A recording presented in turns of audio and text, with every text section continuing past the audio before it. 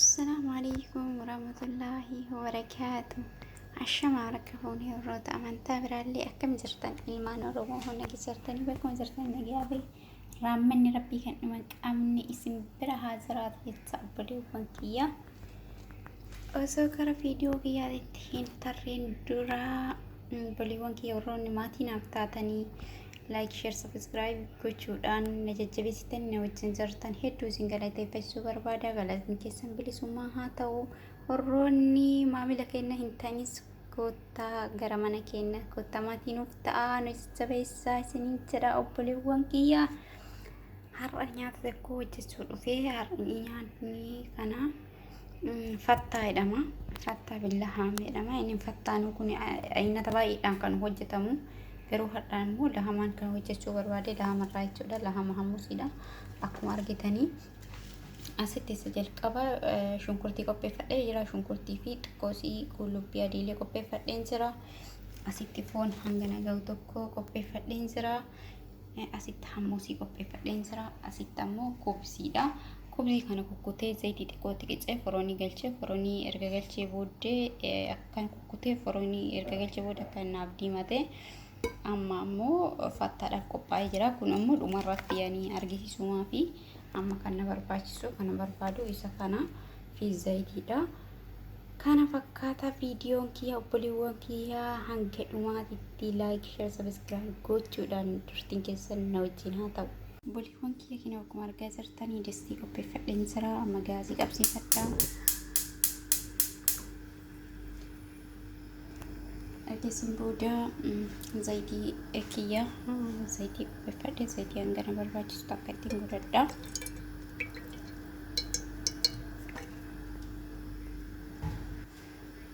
Xiqqoo takka ture.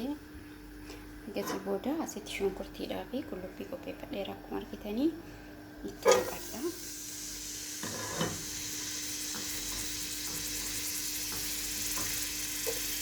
Hanga shunkurtiidhaa fi qullubbiin keenya bifa jijjiirratee nuuf xumuratutti waliin dhoofna. Amma illee turtiin keessan na wajjin haa ta'u hanga dhumaati.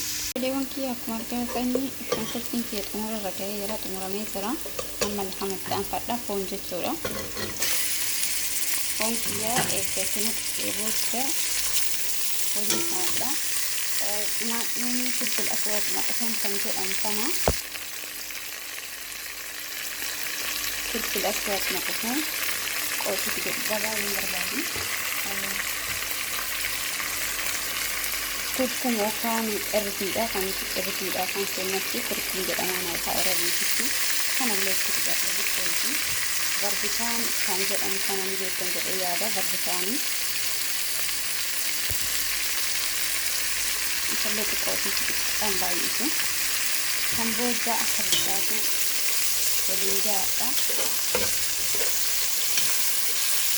Xiqqoo ture itti booddee hammasii kiyyatti aanfadha jechuudha. Amma illee turtiin keessan na wajjin haa ta'u. Obboleewwan kiyya amma lahamni kiyyaa fi qimaasiin kiyya kana fakkaata. Amma immoo hammasii aanfadha. Hammasii qopheeffatanii hammasii xiqqoo butuchuu qabee namni qooda isaa kan innis namni irraa guruun jira garuu dirqamaa miti.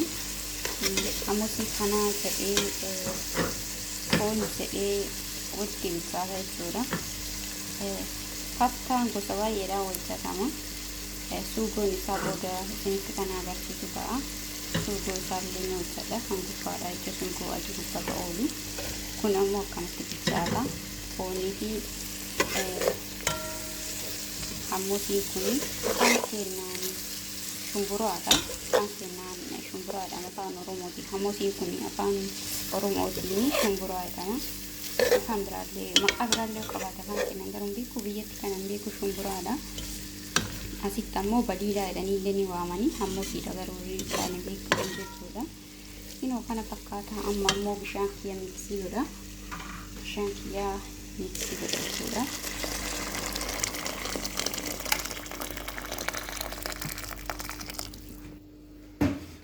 fakkaataa obboleewwan kiyyaa. Kattaan kiyya kinoo kana fakkaataa.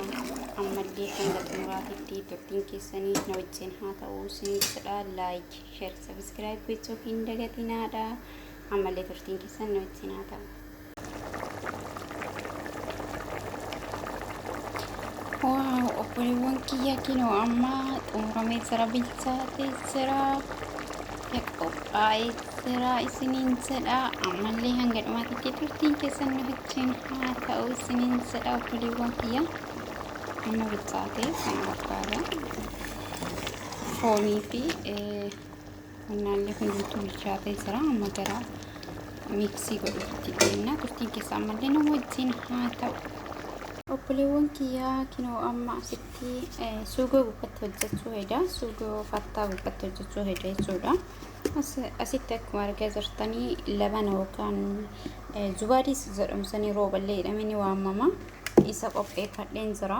Asitti ammoo xahiniya saayil qopheeffadheen jira kinooti. Asitti ammoo filfil aswad jedhama. Tuumiillee firee takkatti qopheeffadheen jira. Tuumii firee takkatti qopheeffadheen jira. Soogidda humna barbaachisu suugoo kanaafi. Amma tuumii kana makiinaa kee keessatti darbadheen jira. Asitti ammoo hanga akka hojjechuu heddasuu hin beekan garuu ammaa fi kaashugaan nyaatti ruuzetti nyaatamu kana isa lama isa furtuu nagaa jechuudha. Roobii sadii.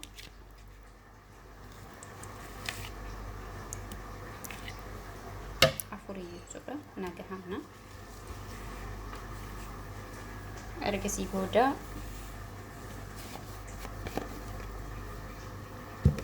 xahiniyalee ittiin dabaladha. Xahiniya saayil hanga nagahoo takka itti dabaladha.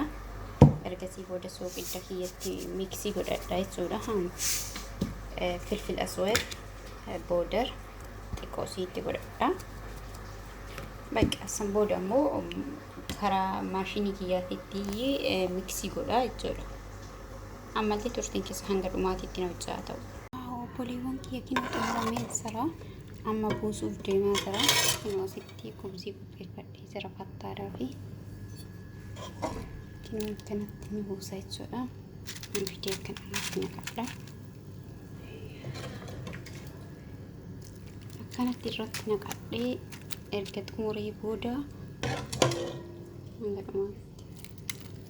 hanga irratti naqaa erga xumuree booda suugoo adii baasudha jechuudha. Ammallee turtiin keessan hanga dhumaatiin nu wajjin haa ta'u.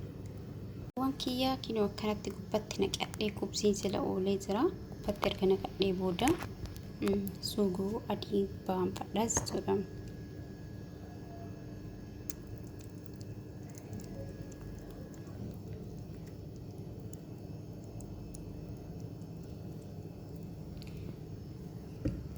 Kinoo obboleewwan kiyyaa kana fakkaataa xumuramee jira. Waan wajjin turtanii fi galatooma. YouTube chaanaalii kee like, share, subscribe gochuu hin dagatinaa. Waan wajjin turtaniif galatooma.